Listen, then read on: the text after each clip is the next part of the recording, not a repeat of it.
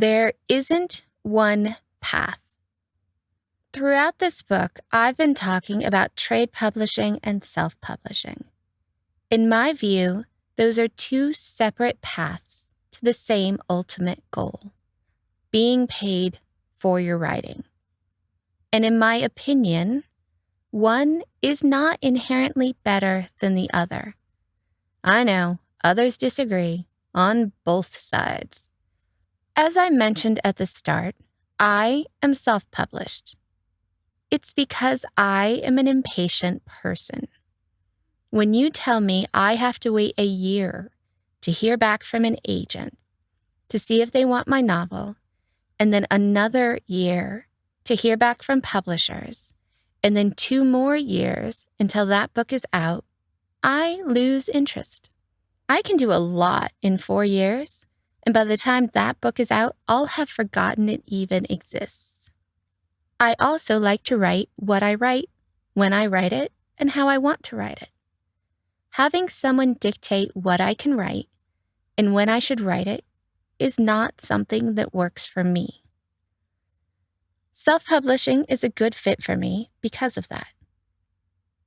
I can write a book, edit it, and publish it the next week, and then move on to the next, and no one will care. But self-publishing is not for everyone. As much as things have improved over the years, there is still a substantial amount of disdain towards self-publishers.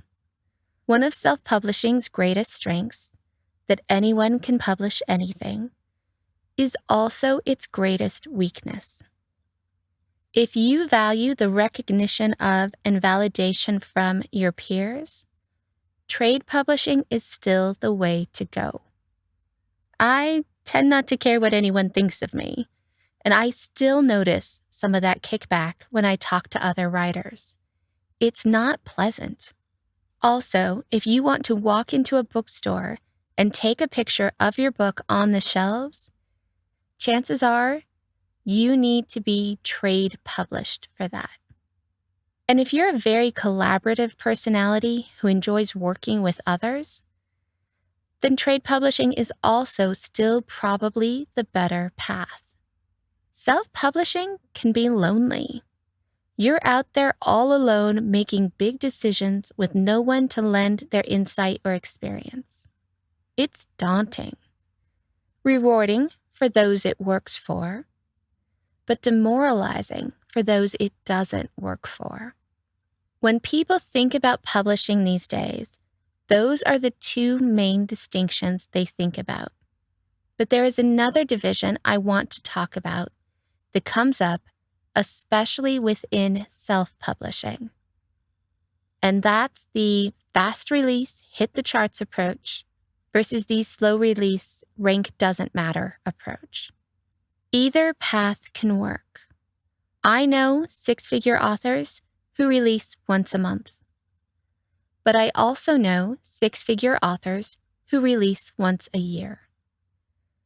I bring this up because I was at a conference recently where someone on a panel stated that the only way to be successful at self-publishing was to do rapid releases, a book a month, and that if you didn't do that, you couldn't possibly succeed at self-publishing.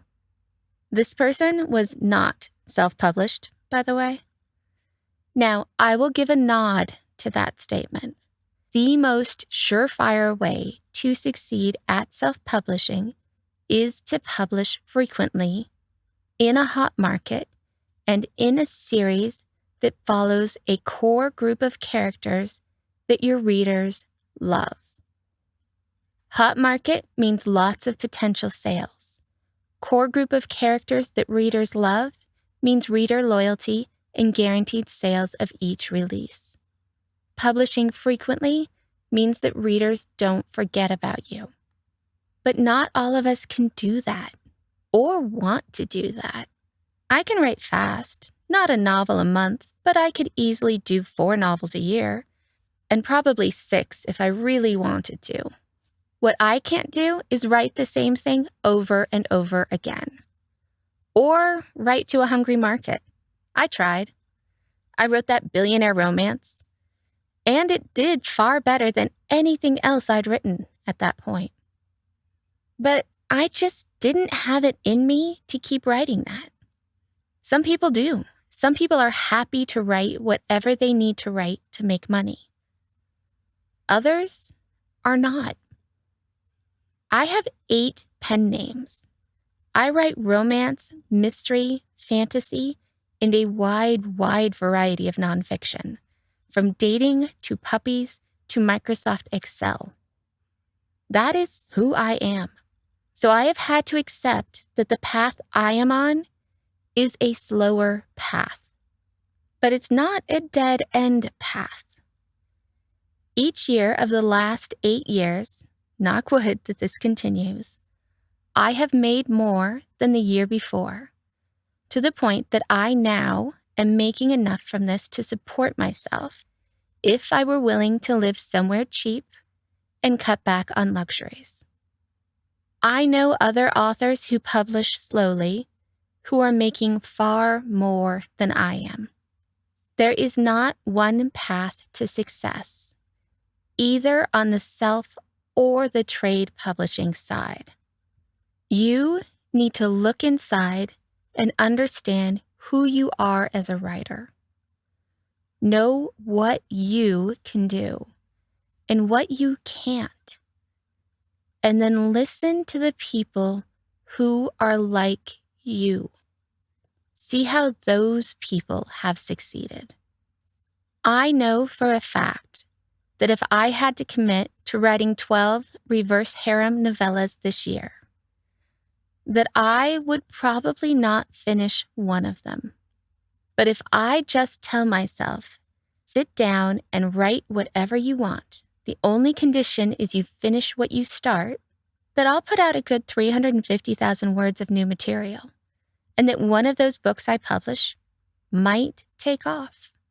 Don't let the path others have taken distract you from yours. Sure, listen if it works for you. Try it if you're unhappy with how you're doing, but accept that what others do might not work for you or might make you miserably unhappy, and that it may take you longer to get there, but it's still doable.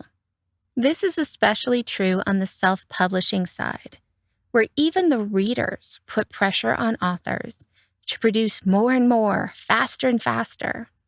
I forget who, but there was a romance author a while back who shared an email from a fan that basically said, "I don't care that your husband is dying.